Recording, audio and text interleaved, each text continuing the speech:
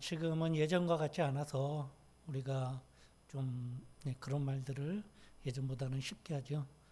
우리가 새 역사를 만들기 위해서 우리 산물이 이렇게 옆에 있거나 집에 있거나 할 텐데 그때 분명히 사랑한다고 고백했을 겁니다. 또 자라면서 그런 말을 들으셨을 수도 있고요. 저 같은 경우에는 부모님으로부터 사랑한다는 말을 들은 기억이 없는 것 같아요. 그 시절 우리 아버지, 어머니들은 과묵하셨잖아요. 그래서 그런 말을 들은 기억이 없는데 저는 이남 이녀 중에 셋째로 태어나서 아주 어렸을 때 꼬맹이 때는 형하고 누나 손잡고 다른 집에 TV 보러 갔던 것은 기억이 나는데 어느 정도 한 학교에 들어갈 쯤 돼서는 형과 누나의 그런 추억이 없어요. 그 기억들을 이렇게 보면 어느새 자라면서 부모님은 저한테 거의 그 집안 뭐 해야 될 일들을 맡기셨던 것 같아요. 그럼 놀다가 날씨가 흐려지면은 집에 얼른 뛰어가서 장독에 뚜껑을 닫고 빨랫줄에서 빨래를 걷고 그랬던 기억들이 나고 또 한 중학생쯤 그때쯤 되니까 그래서 아버지가 학교 등교하기 전에 새벽같이 데리고 나가서 속고를 베고 그리고 학교 끝나고 나서는 집에 와서 다시 소 여물을 주고 외양간 똥오줌 치고 그랬던 기억이 나요. 그러다 보니까 그냥 귀엽게 여겨주셨는데 제가 밤에 잠을 어설피 들었거나 좀 누워있으면 아버지가 머리맡에 오셔가지고 머리를 쓰다듬으셔서 하시는 말씀이 있었어요. 아유 우리 똥강아지, 우리 귀여운 똥강아지 이렇게 특급 칭찬을 아버지가 해주셨던 기억이 납니다. 그것이 아버지의 그 사랑의 표현이었던 거예요. 그거를 들을 때 좀 따뜻한 마음의 기운도 복도도 주고 참 저도 아버지의 그런 따뜻한 그런 마음을 느끼고 자랐던 기억이 있습니다. 우리는 좀 더 우리 주위의 사람들한테 사랑한다는 말을 하고 그렇게 지냈었으면 좋겠습니다. 우선 오늘 말씀은 제가 우리 교회에서 가장 열정이라고 하면 막내급밖에 안 되기 때문에 제가 여러분들한테 말씀을 가르치거나 뭐 그런 입장이 안 됩니다. 그런 실력도 안 되고 그냥 오늘은 말씀을 우리가 같이 보면서 하나님이 주신 말씀이니까 그것을 우리가 가슴에 새기는 시간을 함께 갖도록 하겠습니다. 먼저 제가 말씀을 두 절 말씀드리도록 하겠습니다. 디모데후서 3장 16절 17절 말씀입니다. 찾지 마시고 제가 이거는 읽겠습니다. 모든 성경은 하나님의 감동으로 된 것으로 교훈과 책망과 바르게 함과 의로 교육하기에 유익하니 이는 하나님의 사람으로 온전케 하며 모든 선한 일을 행하기에 온전케 하려 함이라. 하나님께서 우리에게 말씀을 주신 의도가 여기 있습니다. 요한복음 1장 1절 말씀입니다. 태초에 말씀이 계시니라. 이 말씀이 하나님과 함께 계셨으니 이 말씀은 곧 하나님이시라. 오늘 우리가 볼 말씀 그것은 바로 하나님입니다. 하나님께서는 이렇게 우리와 함께 동행을 하시는 것입니다. 오늘 한 주의 첫 주가 시작되는 이게 오전 시간이라서 첫 번째 주제는 가벼운 것으로 준비를 했습니다.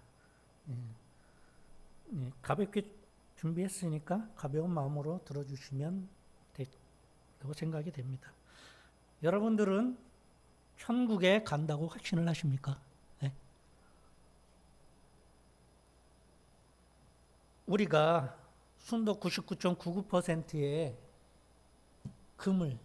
금보다 더 확신하는 구원의 확신은 갖고 있는데 왜 천국에 내가 갈 수 있다고 이렇게 확실히 대답을 못 할까요? 네, 저는 제가 생각을 해보니까 우리의 양심이 아직까지는 우리 모습을 봤을 때 이대로는 안 돼 하고 말하기 때문은 아닐까요? 우리의 현 모습이 구원받은 이전과 이후의 모습이 아직도 변함없이 비슷하기 때문은 아닐까요? 우리의 성격은 좀처럼 변하지 않습니다. 구원받기 이전과 달리 구원받은 후 주님과 우리가 많이 닮은 모습으로 신앙생활을 하고 있다면 우리는 성공한 신앙생활이라고 말할 수 있었을 것입니다. 이제부터는 우리의 모습이 하나님 나라에 들어가기에 합당한 모습으로 어떻게 하면 변화될 수 있을까? 그렇게 질문을 갖고 시작해 보도록 하겠습니다. 사람은 육체는 땅에서 났으므로 땅에서 난 것을 먹어야 성장을 합니다. 그러나 우리의 영은 하나님께로부터 왔으므로 하나님의 말씀을 먹어야 성장하고 우리의 모습이 변화될 수 있을 거라고 생각이 됩니다. 하나님은 이 땅에 살면서 우리에게 합당한 열매를 맺기를 원하십니다. 그 말씀을 같이 보도록 하겠습니다. 신약 173페이지입니다. 요한복음 15장 1절에서 8절까지의 말씀입니다. 173페이지에 요한복음 15장 1절서부터 8절까지의 말씀을 교독하도록 하겠습니다. 먼저 제가 1장 시작하겠습니다. 나는 참 포도나무요 내 아버지는 농부라.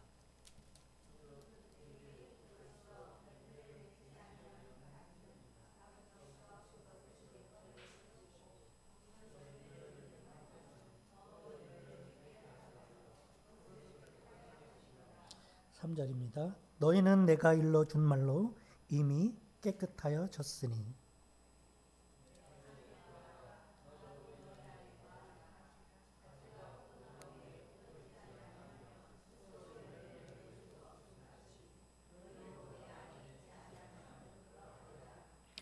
(5절입니다) 나는 포도나무요 너희는 가지라. 그가 내 안에 내가 그 안에 거하면 사람의 열매를 많이 맺나니 나를 떠나서는 너희가 아무것도 할 수 없음이라.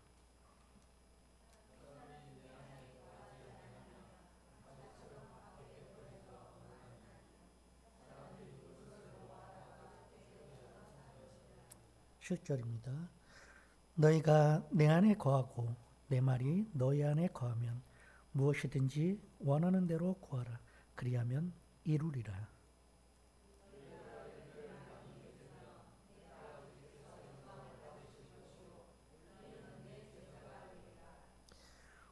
이 말씀을서 보듯이 우리가 주님의 안에 있어야 열매를 맺을 수 있다고 말씀하시고, 또 열매를 많이 맺으면 그것으로 우리 하나님 아버지께 영광이 됐다고 말씀을 하고 계십니다.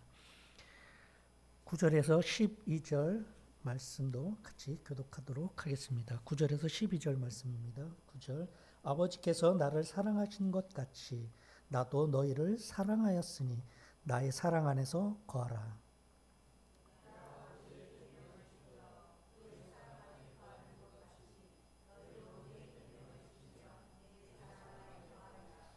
(11절입니다) 내가 이것을 너희에게 이름은 내 기쁨이 너희 안에 있어 너희의 기쁨을 충만하게 하려 함이라. 12절입니다. 같이 하시겠습니다. 시작. 내 계명은 곧 내가 너희를 사랑한 것 같이 너희도 서로 사랑하라 하는 이것이니라. 네. 하나님은 우리에게 서로 사랑하라고 말씀을 하십니다. 그렇다면 우리가 맺어야 될 성령의 열매를 알아보도록 하겠습니다. 성령의 열매는 9가지인데 그 9가지는 사랑, 윗사람이 자식이나 제자, 아랫사람을 아끼고 소중히 여기는 마음을 뜻합니다. 희락은 기쁨과 즐거움을 말하고요. 화평은 마음이 평안한 것을 뜻합니다. 오래 참음은 쉽게 화를 내지 않고 억울함이나 고통을 오랫동안 견디는 것이고요. 자비는 다른 이에게 즐거움을 주고 고통을 주려는 한없는 사랑과 연민을 뜻합니다. 충성은 참 마음으로 우러나는 정성을 말하고요.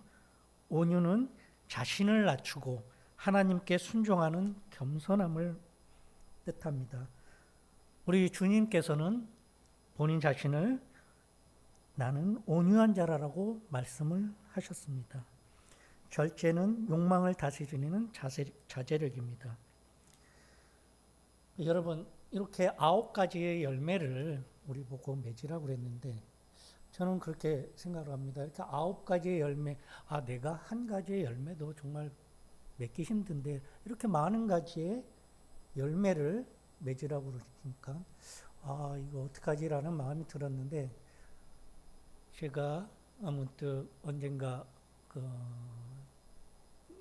집에서 말씀을 보면서 묵상하는 가운데서 저는 이렇게 생각을 했어요.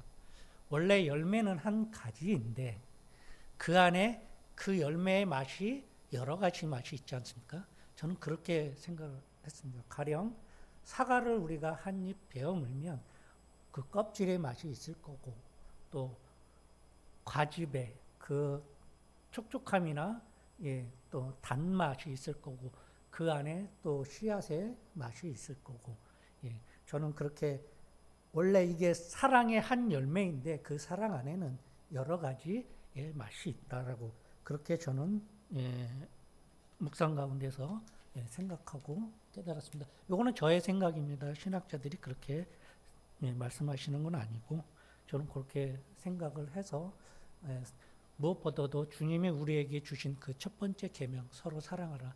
사랑이면은 이 다른 열매도 맺을 수 있지 않을까 그렇게 생각을 했습니다. 그래서 그렇게 생각한 바탕이 어디 있냐면 고린도 전서 13장에 있습니다. 신약 279쪽입니다. 신약 279쪽. 13장 사랑장이라고 하죠. 그 13장 전체가 사랑이라는 말씀을 그렇게 우리에게 주시는데 13장 4절부터 13절까지 함께 교독하도록 하겠습니다. 제가 먼저 하겠습니다. 4절. 여기에 나오는 단어들을 중점적으로 보시면서 읽으면 좋겠습니다. 4절. 사랑은 오래 참고 사랑은 온유하며 시기하지 아니하며 사랑은 자랑하지 아니하며 교만하지 아니하며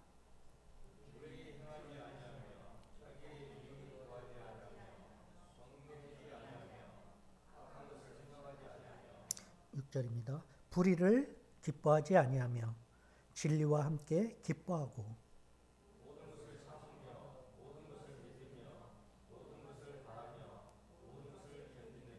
8절입니다. 사랑은 언제나 떨어지지 아니하되 예언도 패하고 방언도 그치고 지식도 패하리라.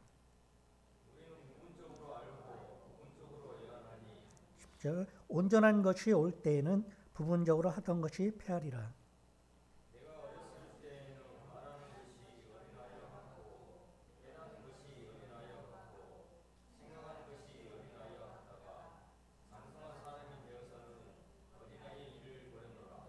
12절입니다. 우리가 지금은 거울로 보는 것 같이 희미하나 그때에는 얼굴과 얼굴을 대하여 볼 것이요 지금은 내가 부분적으로 아나 그때에는 주께서 나를 아신 것 같이 내가 온전히 알리라. 믿음, 소망, 사랑 이 세 가지는 항상 있을 것인데 그 중에 제일은 사랑이라. 그 중에 제일은 사랑이라고 말씀을 하고 계십니다. 여기서는 문맥상 여기 9절, 10절 이렇게 보시면은 알 수 있듯이 고린도 교회에 그때 큰 부흥이 일어나고 있었는데 거기에서는 이제 예언이나 방언하는 사람들이 많이 생겨나고 있었습니다. 그래서 바울 형제님이 고린도 교회에 다른 무엇보다도 사랑이 제일이라고 그렇게 말씀의 서신을 보낸 그런 내용입니다. 여러분들 여기 11절에 내가 어렸을 때 말하는 것이 어린아이와 같고, 여기 어린아이와 장성한 사람에 이렇게 비교되는 그런 말씀이 나옵니다. 예전에 이제 여러분들 이제 마음속에 이렇게 말씀이 계실 텐데, 예수 그리스도께 아이들이 나올 때, 그 제자들이 그 아이들 오는 것을 막았었습니다. 그때 주님께서 아이들이 오는 것을 막지 말라 하셨습니다. 천국은 이렇게 어린 아이들과 같은 자들일 것이라고 말씀을 하십니다. 우리가 어린아이 그러면은 생각해 볼 때 어린아이는 언제까지라고 여러분들 생각하십니까? 저는 제가 생각하기에는 여러분들 제 생각을 들을 때는 맞다고 생각되시면은 그렇게 들으시면 되고, 아닐 때는 그냥 버리셔도 됩니다. 저는 어떻게 생각하냐면 자기의 판단대로 말과 행동을 하기 시작할 때는 이미 장성을 한 거고, 그 이전에 자기가 무엇을 하든지 자기 부모님께 물어보고 자기 판단이 아닌 그 부모님의 그 생각에 따르는 그 나이까지를 저는 어린아이라고 생각이 됩니다. 우리가 자식을 낳아서 길러봤지만 애들이 어렸을 때는 눈치를 보지 않습니까? 뭘 하는 행동을 할 때도 엄마, 화장품 때에 딱 가서 화장품 만질 때 엄마 한번 쓱 보지 않습니까? 그러면 엄마가 안 돼, 이놈, 그러잖아요. 그러면 얼른 돌아서 딴 데로 또 장난치러 움직이지 않습니까? 그리고 어디 마트나 가서도 또 사달라고 막 띵깡 부리고 그러지 않습니까? 자기가 혼자는 할 수 없으므로 그렇게 의지하고 따랐던 건데, 어느 정도 크면은 우리가 그런 말 듣지 않습니까? 공부 좀 해라 그러면 애들이 어떻게 요즘 말합니까? 내가 알아서 할게요. 그때부터는 자기의 주관대로 자기가 판단해서 자기가 하겠다고 그렇게 행동을 합니다. 말과 행동을 합니다. 그때는 이제 장성한 아이라고 저는 생각이 됩니다. 우리가 이렇게까지 말씀을 알아봤고요. 이제는 우리가 다음 주제는 왜 교회에 나오는지, 교회에 나오는 그 이유에 대해서 한번 알아보도록 하겠습니다. 이거는 여러분들이 교회에 나와서 다 행동을 하시는, 우리가 여태까지 행동했던 것들을 문서해 놓은 거니까 여러분들 그냥 들으시면서 이렇게 우리가 예전에 했다라고 한번 정리를 하시면 될 것 같습니다. 우리가 교회에 나오는 이유에는 신앙적 목적과 사회적 목적 두 가지가 있는데, 신앙적인 목적으로는 우리가 아침에 와서 예배와 말씀 교육과 교제와 함께 봉사, 선교를 하고요. 사회적 목적으로는 공동체 활동, 관계 형성의 이런 활동들을 합니다. 신앙적 목적에서는 우리가 예배와 기도는 우리를 죄에서 구원해 주신 우리 하나님 아버지를 찬양하고 기도를 통해서 신앙심을 기릅니다. 교육과 훈련을 통해서는 성령의 말씀을 배우고 신학적 지식을 쌓으며 기독교적 세계관을 형성을 합니다. 봉사와 선교에는 구제, 나눔, 전도 등이 있는데, 지역사회와 세상에 대한 봉사 및 선교 활동에 참여를 합니다. 사회적 목적에서 공동체 활동은 혼자가 아닌, 사회처럼 왕따 당하고 그러잖아요. 근데 교회에서는 절대 그런 게 없습니다. 이 활동을 통해서 혼자가 아닌 이렇게 모이는 공동체 안에서 소속감을 느끼고 다른 성도들과 함께 유대감을 형성하는 것입니다. 다양한 또 모임, 말씀에 대해서 말씀 그룹이 있고, 또 운동을 하면 운동하는 그런 모임 그룹이 있지 않습니까? 그런 다양한 활동을 통해서 새로운 친구를 사귀고 삶의 어려움을 나누며 힘든 시기에 교회 공동체를 통해서 심리적, 정신적, 육체적인 위로를 받습니다. 우리가 이것들은 교회에 나와서 다 하는 그러한 행동들입니다. 다만 이렇게 문서적으로 하는 것을 한번 봤습니다. 우리가 이렇게만 한다면 아름다운 교회를 이룰 수 있을 것이라고 생각이 됩니다. 세 번째 주제는 우리가 이렇게 살면서 그리스도인으로서 어떻게 살아야 될 것인가, 말씀에 따라서 사는 것이 좋겠다라는 생각이 들어서 갖고 나와봤습니다. 우리는 세상에 살면서 항상 선택의 기로에 서 있는 사람들입니다. 그럴 때 우리는 말씀의 인도를 받는 것이 좋겠다고 생각이 듭니다. 즉 말씀은 우리를 하나님의 나라로 인도해 줄 인도자 또는 안내자인 것입니다. 그래서 함께 보시는 말씀은 신약의 야고보서입니다. 야고보서 신약 371페이지에 있습니다. 야고보서 신약 371페이지. 야고보서는 그리스도인들이 그리스도인답게 살기를 바라시는 내용입니다.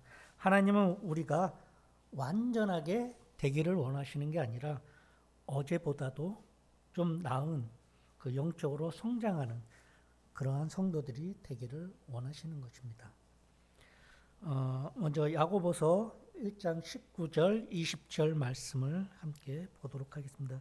야고보서 19절 20절 말씀입니다. 제가 읽겠습니다. 내 사랑하는 형제들아 너희가 알지니 사람마다 듣기는 속히 하고 말하기는 더디하며 성내기도 더디하라. 사람이 성내는 것이 하나님의 의를 이루지 못함이라.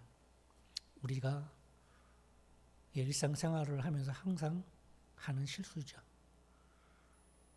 저도 이번에 항상 온유한 마음을 유지하는 것이 중요하기 때문에 항상 그렇게 노력하거든요. 여러분 원수를 사랑하라.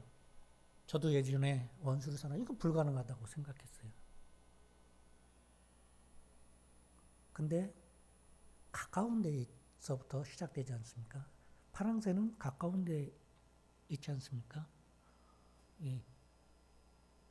우리 집에 왼수가 있어요. 그 왼수들을 저는 사랑합니다. 어떻게 제가 죽을 때까지 저의 것을 다 줘야 돼요. 애들이 사고 치면 사고 친 대로 제가 다 해결해 줘야 되고 뭐 필요한 거 있다 그러면 제가 다 필요한 거 해줘야 되고 그런데 사실 이렇게 해주면 저도 받는 게 조금은 있어요. 조금은. 애들이 가끔 저를 위한 이쁜 짓을 해요. 그러면은 저도 참 기쁜 마음을 아주 작은 거라도 참 커다란 기쁨을 느껴요. 아 이게 왼수를 사랑하는 마음에서 나오는 하나님이 주시는 기쁨이 아닌가 그렇게 생각을 하고 하나님께 감사를 드려요. 이렇게 예쁜 짓만 계속했으면 좋겠는데 눈 뜨고 있으면은 안 그런 것 같아요. 네, 그래서 우리 애들 보고 항상 그래요. 잠 좀 자라. 너희 잘 때가 제일 이쁘다. 항상 그렇게 말을 해요. 그래서 그런지 애들이 잠 진짜 많이 자요. 이렇게 좀 우리가 보면은 멀리 보면은 좀 갑갑해요. 근데 이렇게 가까이서부터 시작해서 나가면 좋을 거라고 생각돼요. 여러분들도 가정에 가면 힘들 때가 많으실 텐데 우리가 어차피 부모지 않습니까? 어차피 우리는 하나님도 우리를 지으셨기 때문에 우리를 끝까지 이렇게 책임을 지신 거예요. 여러분들도 사랑하신다면 그렇게 하시고 작은 것에서 큰 기쁨을 누리셨으면 좋겠습니다.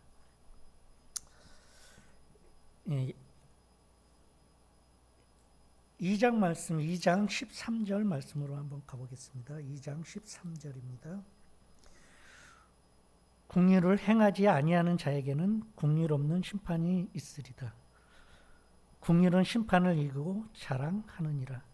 공의는 가엾게 여기는 것인데 하나님이 우리를 가엾게 여기셨기 때문에 우리를 구원하여 주셨습니다. 우리가 남을 볼 때 그 사람이 잘못했다고 해서 그 사람을 그렇게 비판할 필요 없어요. 예.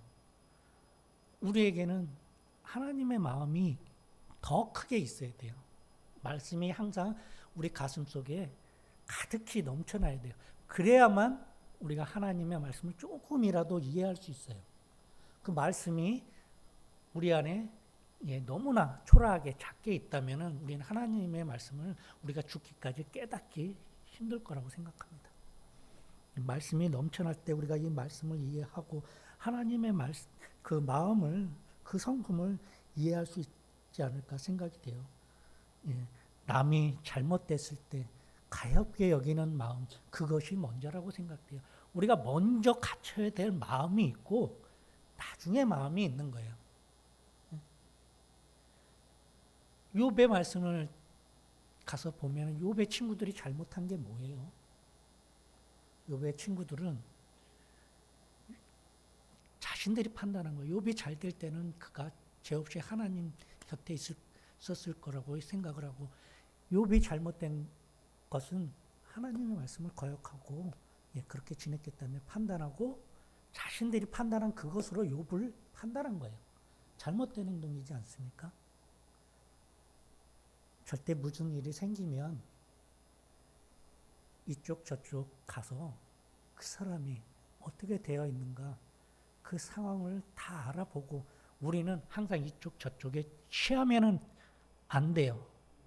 이쪽에도 안 되고 저쪽에도 안 돼요. 우리는 하나님의 마음을 갖고 하나님의 마음으로 하나님께서 우리를 어떻게 바라보시는지 거기에 중심을 잡고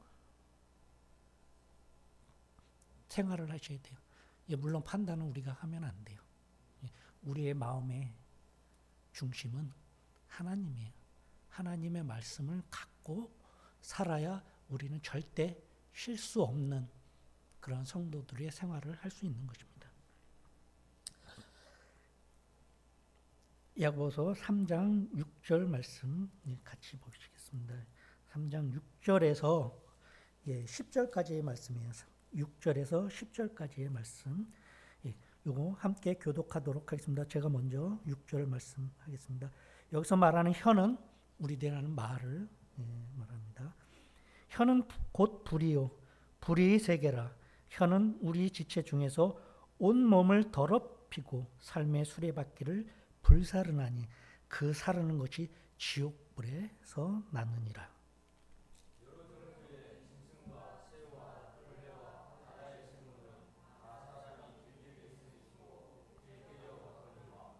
팔절입니다. 혀는 능히 길들일 사람이 없나니 쉬지 아니하는 악이요 죽이는 독이 가득한 것이라.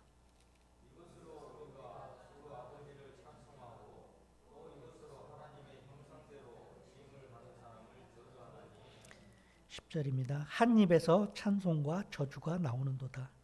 내 형제들아 이것이 마땅하지 아니하니라. 마땅하지 않다고 말씀하고 계십니다. 정말 우리의 입으로 이 아침에 하나님을 찬양해 놓고는 오후에 남을 욕하는 그런 입으로 우리의 입을 사용해서 되겠습니까? 항상 아름다운 말, 다정하고 따뜻한 말, 그런 말을 할 수 있는 우리의 입으로 사용되어 있으면 좋겠습니다.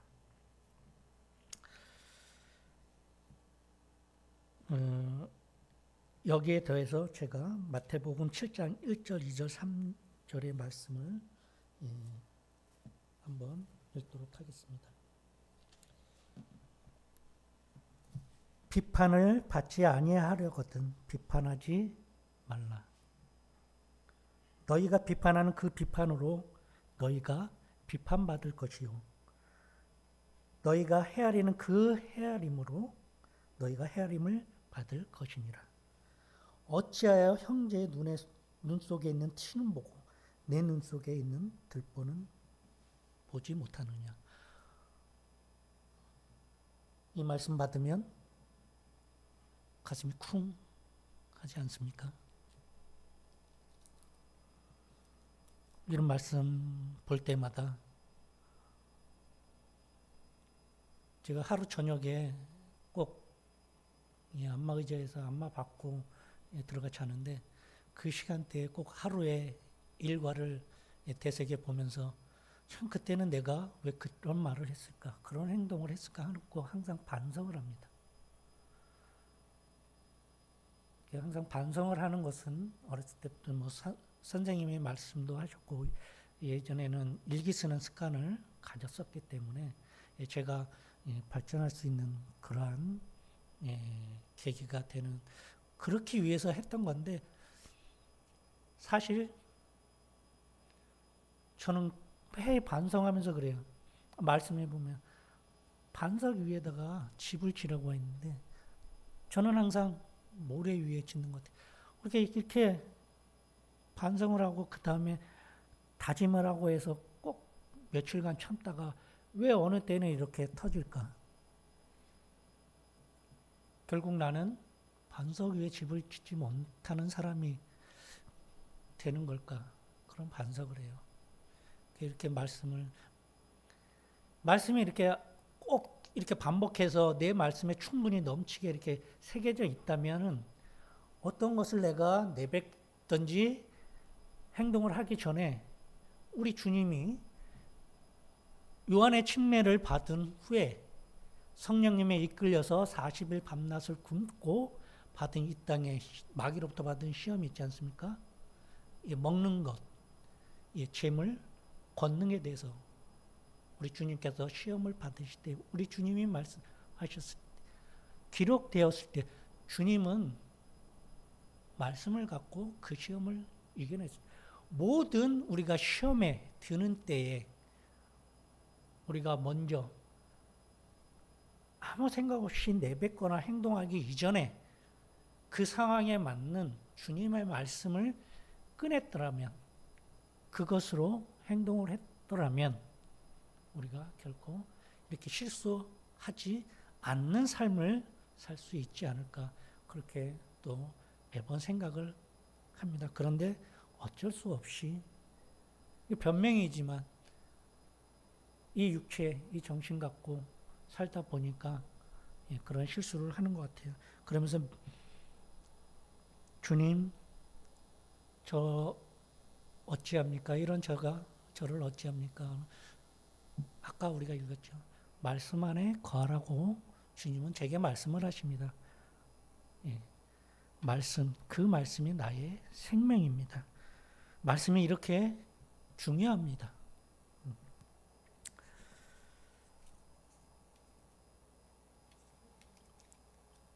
우리가 또 이렇게 말씀의 중요성을 한 번 더 제가 말씀을 드렸는데 다음 말씀을 함께 보도록 하겠습니다. 3장 14절 말씀입니다. 3장 14절 말씀입니다. 제가 읽겠습니다. 그러나 너희 마음속에 독한 시기와 다툼이 있으면 자랑하지 말라. 진리를 거슬러 거짓말하지 말라. 여기에 독한 시기와 다툼이라는 말씀이 나옵니다. 우리는 화가 났을 때 화가 풀릴 때까지 자기 생각과 마음이 가는 대로 말을 내뱉고 행동을 합니다. 에베소서 말씀은 이렇게 말씀하십니다. 우리가 옛 죄인이었을 때 그렇게 마음과 생각이 닿는 대로 했다는 것입니다. 우리가 죄인이었을 때 했다는 것입니다. 그것을 우리가 구원을 받은 사람들인데 이렇게 똑같이 해서 되겠습니까? 여러분 다시 한번 강조드립니다. 말씀 안에서 은혜를 받고 또 변화되는, 말씀으로 변화되는 모습을 사는 그런 성도가 되길 원합니다. 잠언 6장 16절에서 19절 말씀입니다. 여기에는 어떤 말씀이 있냐면 우리 여호와께서 미워하는 것이 있다고 말씀을 하십니다. 그 마음에 싫어하시는 것이 있는데 6, 7가지나 된다고 하십니다. 교만한 눈, 거짓된 혀, 무죄한 자의 피를 흘리게 하는 손, 악한 계교를 꾀하는 마음, 빨리 악으로 달려가는 발, 거짓을 말하는 망령된 증인과 및 형제 사이를 이간하는 자, 이간하는 것. 우리 하나님께서는 여기 나와 있는 것을 미워하신다고 그랬습니다. 하나님이 미워하는 거, 예를 들어 우리가 우리 아들, 자녀들에게 자녀들이 하면 우리 마음에 막 불이 일어나는 그런 것들이 있지 않습니까? 그런 것을 우리가 하지 말라고 주의를 주고 하는데 했을 때 우리 어땠습니까? 마음이 안 좋지 않습니까? 하나님이 그렇게 말씀을 하고 계십니다. 내가 미워하는 것이니 너희들은, 나의 자녀인 너희들은 이것을 하지 말라고 말씀을 하십니다. 예, 우리가 해야 돼서는 안 될 것을 이렇게 잠언에서 하나님은 우리에게 말씀으로 말씀을 하고 계십니다. 예, 말씀을 지키면 우리는 올바로 살 수 있는 성도들이 될 수 있습니다. 야고보서 4장 1절 말씀입니다. 너희 중에 싸움이 어디로부터, 다툼이 어디로부터 나느냐? 너희 지체 중에서 싸우는 정욕으로부터 나는 것이 아니냐? 예, 싸우는 정욕이 어떤 것이냐면 성욕, 재물욕, 권세욕. 아까 우리 주님께서 이 땅에 오셔서 우리들이 받을 그런 시험을 그거를 말하는 겁니다. 이런 것들이 다른 사람을 또는 자신을 파괴시킬 수 있다고 말씀을 하십니다. 야고보서 4장 11절에서 12절 말씀 함께 보도록 하겠습니다. 형제들아 서로 비방하지 말라. 형제를 비방하는 자나 형제를 판단하는 자는 곧 율법을 비방하고 율법을 판단하면 율법의 준행자가 아니요 재판관이라. 입법자와 재판관은 오직 한 분이시니 능히 구원하기도 하시고 멸하기도 하시느니라. 너는 누구에게 이웃을 판단하느냐? 여기 말씀 나오십니다. 오직 한 분, 하나님을 말씀하십니다. 재판관은 하나님입니다. 우리는 재판장이 아닙니다. 우리가 주님께, 하나님께 나온 예배자지 죄를 판단하는 그러한 재판관이 아닙니다. 하나님은 우리에게, 여기서 율법이 나오는데 하나님은 인간에게 이 땅에서 어떻게 살아라 하고 인간에게 그런 규범을 내려주셨습니다. 이스라엘에게 주신 모세의 오경이 여기에 해당이 됩니다. 우리는 이웃을 판단하기보다 사랑하는 삶을 살아야 되겠습니다. 이게 마태복음 5장 23절에서 24절 말씀, 주의하신 말씀이 있는데, 그러므로 예물을 제단에 드리려다가 거기서 내 형제에게 원망 들을 만한 일이 생각나거든 예물을 제단에 두고 먼저 가서 형제와 화목하고 그 위에 와서 제물을 드리라고 말씀을 하십니다. 주님은 형식적인 예배보다 예배 드리는 자의 마음의 태도와 이웃과의 관계 회복을 우선시 중요시 여기십니다. 이것이 진정한 예배자의 조건이기도 하며 서로 사랑하라는 말씀을 따르는, 이행하는 것이기도 합니다. 하나님께서 우리에게 사랑하라고 하신 이유는 하나님 자신이 사랑이기 때문입니다. 그 사랑을 본받아 서로 사랑하는 것이 인간의 존재의 목적이기 때문입니다. 하나님의 사랑은 조건 없는 희생적인 사랑을 말합니다. 이러한 하나님의 사랑을 경험한 우리가 다른 사람을 사랑함으로써 그 사랑을 실천하고 세상에 나타내기도 해야 합니다. 우리에게 사랑이 없으면 그것은 구원받은 자가 아닙니다. 우리는 하나님의 사랑으로 가득 채워야 할 성도들입니다. 하나님은 우리를 사랑하시고 우리가 하나님을 찬양하고 영광을 돌리도록 창조가 되었으며 그 목적을 이루기 위해서 우리에게 사랑하라고 명하신 것입니다. 에베소서 1장 5절의 말씀을 통해서 그 기쁘신 뜻대로 우리를 예정하사 예수 그리스도로 말미암아 자기의 아들들이 되게 하셨으니. 시편 147편 11절입니다. 주는 그를 예배하고 그의 사랑을 신뢰하는 자들을 기뻐하신다고 말씀하셨습니다. 고린도전서 10장 31절 말씀으로는 너희가 먹든지 마시든지 무엇을 하든지 다 하나님의 영광을 위해서 하라. 그렇게 말씀을 하셨습니다. 말씀에는 우리의 존재 목적이 하나님의 영광을 위해서 있다라고 말씀을 하시는 것입니다. 예를 들어서 가령 우리가 예전에 형제 회의를 할 때 다수의 의견을 갖고 그것을 결정한 때가 있었습니다. 교회는 민주주의가 아닙니다. 민주주의는 다수결의 원칙입니다. 그래서 소수가 희생하는 그러한 제도가 민주주의 제도입니다. 그러나 교회는 소수의 의견일지라도 그것이 하나님의 말씀과 부합한다면 그 소수의 의견을 결정으로 택해야 되는 것입니다. 하나님은 그것을 우리에게 말씀하고 계십니다.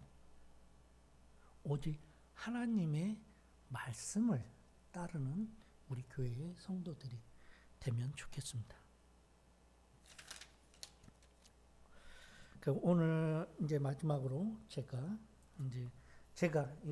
준비하면서 또 예전에 느끼지 못했던 또 그때는 알지 못했는데 이번에 다시 보면서 또 알게 됐던 것들 그런 것들을 또 말씀드리겠고요. 또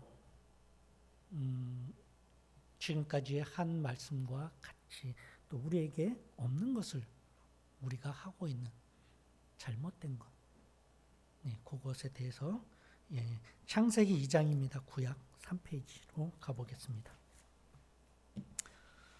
창세기 2장입니다. 이것은 제가 이번에 이제 깨달은 건데 여호와 하나님이 그 사람을 이끌어 에덴 동산에 두어 그것을 경작하며 지키게 하시고 아담을 얘기하는 거죠. 여기 경작하며 예전에는 근데 왜 이 단어가 저한테 안 들어왔나 그런 것을 생각해 볼 때 제가 또 쉽게 말씀을 또 흘려보내지 않았나 그런 생각이 들어요. 저는 인간이 처음에 에덴 동산에서 살 때는 일을 안 한 것으로 저는 착각을 했어요. 근데 여기 15절 말씀을 보니까 경작하며 지키게 하시고 하나님은 애초에 인간을 만드셨을 때 그냥 마음껏 뛰어놀라고 에덴 동산뿐만 아니라 이 세상에서 그렇게 유유자적하며 지내라고 만드시질 않았습니다. 하나님은 우리 사람들이 충분히 이 땅에서 노동의 대가로 먹고 살게끔 그렇게 우리를 만드셨습니다. 그것을 제가 잘못 옛날에 생각했던 것을 요번에 바로 잡는 계기가 됐습니다. 21절과 22절의 말씀입니다. 이것도 똑같은데 여호와 하나님이 아담을 깊이 잠들게 하시니 잠들매 그가 그 갈빗대 하나를 취하고 살로 대신 채우시고 여호와 하나님이 아담에게서 취하신 그 갈빗대로 여자를 만드시고 그를 아담에게로 이끌어 오시니. 이 말씀을 보면은 하나님이 아담을 먼저 만들었습니다. 세상에 먼저 만들어진 건 남자입니다. 남자가 먼저 만들어지고 남자의 갈빗배를 취해서 여자가 거기서 나온 것입니다. 남자에게서 여자가 나온 것입니다. 이렇게 보면 우리가 이렇게 남자 먼저 여자 나중이 아니라 수직 관계로 해서 하나님, 예수 그리스도, 남자, 여자의 관계입니다. 그게 뭐냐 16절 말씀에 보면은 끝에 남편은 너를 다스릴 것이니라고 말씀을 하여 주셨습니다. 남편은 너를 그러니까 남자가 여자 너를 다스릴 거라고 말씀을 하십니다. 그러니까 구약은 그렇게 저는 이해를 하는 게 위에 하나님으로부터 아래 여자에게로 명령의 그런 관계이고 신약에서는 명령보다는 하나님으로부터 아래 여자에까지 수직으로 사랑의 관계이고 또 아래 여자로부터 위로 하나님께 올라가는 섬김의 관계라고 생각을 합니다. 그래서 하나님은 서로 사랑하라고 말씀을 하신 것입니다. 이제 오늘의 이제 마지막 제 이제 주제 마지막이 되는데요. 이제 3장 1절에서 5절까지의 말씀을 함께 교독하도록 하겠습니다. 3장 1절에서 5절까지의 말씀 교독하겠습니다. 1절 그런데 뱀은 여호와 하나님이 지으신 들짐승 중에 가장 간교하니라. 뱀이 여자에게 물어 이르되 하나님이 참으로 너희에게 동산 모든 나무의 열매를 먹지 말라 하시더냐.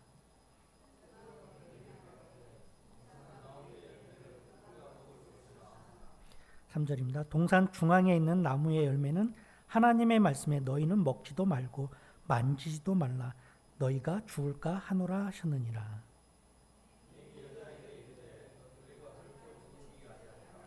5절입니다. 너희가 그것을 먹는 날에는 너희 눈이 밝아져 하나님과 같이 되어 선악을 알 줄 하나님이 아심이라. 여기서 이제 뭐 말씀 들어가게 되면은 많은 것들이 나오는데 깊이 있는 거는 제 능력으로 안 되고 집에서 강해나 주석 말씀을 들으면서 깊은 뜻이 있다는 것을 공부하시면 좋겠고요. 저는 여기서 볼 때 이 간교한 뱀, 간사고 교활한 뱀이 남자와 여자 중에 여자를 택했습니다. 범죄자가 이렇게 범죄 대상을 택할 때에는 약한 자를 택합니다. 여기서 여자를 택한 걸 여자라고 하는 것은 그 말씀에 대해서 약한 자, 그것을 뜻하는 것이라고 생각이 됩니다. 그리고 세 번째, 여자가 이제 뱀에게 질문에 대답한 게 있죠.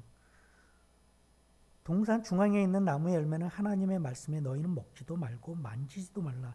너희가 죽을까 하노라 하셨는데 이런 대답을 했습니다. 그런데 16절 그 옆에 17절 2장 16, 17절의 말씀을 보면은 여호와 하나님이 그 사람에게 명하여 이르시되 동산 각종 나무의 열매는 내가 임의로 먹되 선악을 알게 하는 나무의 열매는 먹지 말라. 내가 먹는 날에는 반드시 죽으리라. 여자가 한 대답하고 말씀을 비교하면 차이가 있죠. 여자가 덧대서 말을 했습니다. 이것으로 하나님은 남자에게 말씀을 직접적으로 하신 것이고 여자는 남자를 통해서 이 말씀을 들은 거라고 생각이 됩니다. 이렇게 우리는 어떤 상황을 분별할 때 직접 대면해서 그것을 물어보고 알아봐야지 이렇게 누구 속된 말로 해서 한 달이 걸쳐서 말을 하면 그 말의 본질이 변할 수 있다는 것을 실제로 경험하지 않았습니까?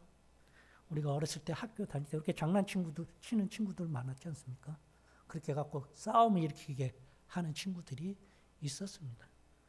지금 사회에서도 약한 자를 노리는 사람들이 많습니다. 또 뱀은 하나님께서 주신 말씀과 달리 여자에게 결코 죽지 아니하니라. 하나님과 인간의 관계를 이렇게 이간질하는 파괴하려는 그런 것들을 행하고요. 너희가 그것을 먹는 날에는 너희 눈이 밝아져 하나님과 같이 되어 선악을 알 줄 하나님이 아심이라. 하나님의 절대적인 권능에 대해서 인간으로 하게끔 시기와 질투를 유발하는 자. 시기와 질투에 넘어가면 어떻게 되겠습니까? 아까 우리가 말씀으로 봤듯이 자기 자신뿐만 아니라 주위의 사람들, 관계 이런 것들이 다 파괴되고 마는 것입니다.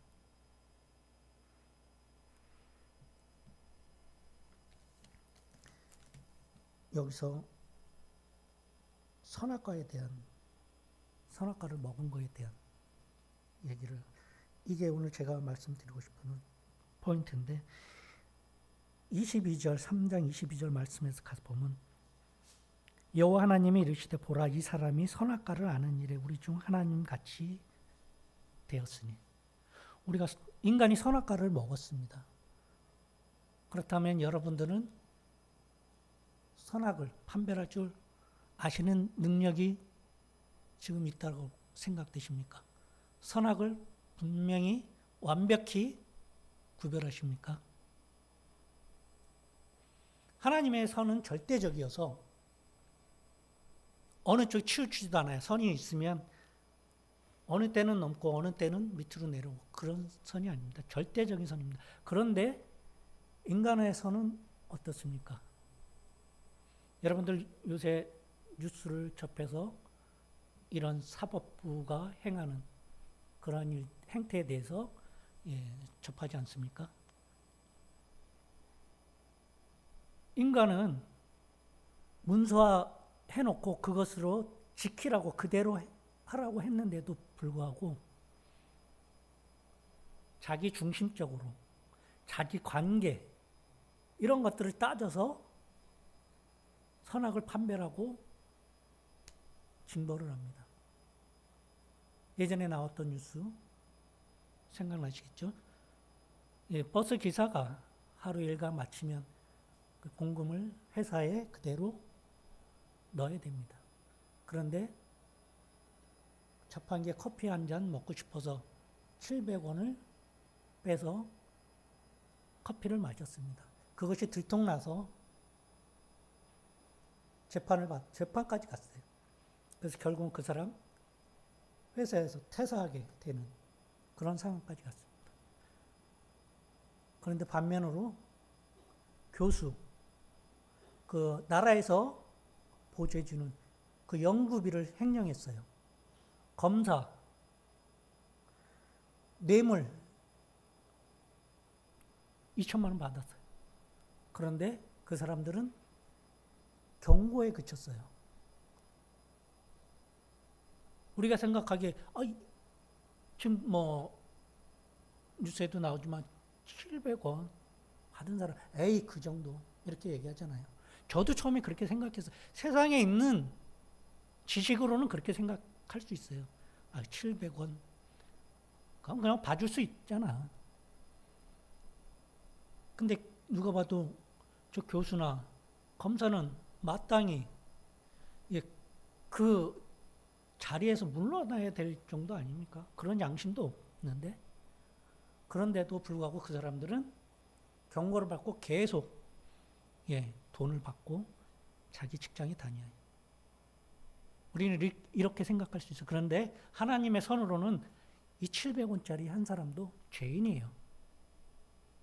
죄인이 우리하고는 정말 완전히 다른 그 선악을 분별하시는 그 권능, 그 선이 분별하신 분이에요. 이렇기 때문에 우리 보고 인간 보고 선악과를 따먹지 말라고 하신 거예요. 그러면 죽으리라고, 반드시 죽으리라고 말씀하신 이유예요.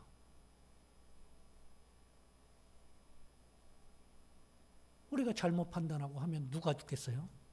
그 판은 잘못 받은 사람, 그 인생 죽습니다. 그리고 잘못 판단한 그 재판관, 그때는 살아있겠죠. 근데 이것이 나중에 그 사람 자기가 그 심판 내린 걸로 나중에 심판받지 않습니까? 둘 다 멸망하시는 것입니다. 우리는 절대적인 선악을 분별할 줄 아는 능력을 받은 사람들이 아닙니다. 그래서 아까 말씀드렸듯이 우리는 재판관이 아닙니다. 절대적으로 형제를 판단하는 사람이 돼서는 안 됩니다. 오히려 국리를 여기는, 말씀에 있는 그런 사람들이 되어야 됩니다. 하나님은 우리에게 사람을 판단할 완벽한 능력을 주시지 않았습니다. 오로지 하나님만이 우리의 재판관이십니다. 형제를 판단하는 것은 하나님께 이제 맡기고 우리는 우리에게 주신 계명에 따라 서로 사랑해야 될 그러한 성도들입니다. 오늘 이 주제를 갖고 긴 시간 말씀했는데 제가 가진 시간보다 좀 지났거든요. 이렇게 좀 죄송한데요. 그래도 충분히 우리에게 주신 이 말씀이 귀한 말씀이시기 때문에 마음에 깊게 새기고 또 이렇게 교회에 나오신 또 성도 여러분들이 기쁜 또 그 성령 충만한 그런 시간을 함께 해주셔서 감사를 드립니다. 제 말씀 이거로 마치겠습니다. 감사합니다.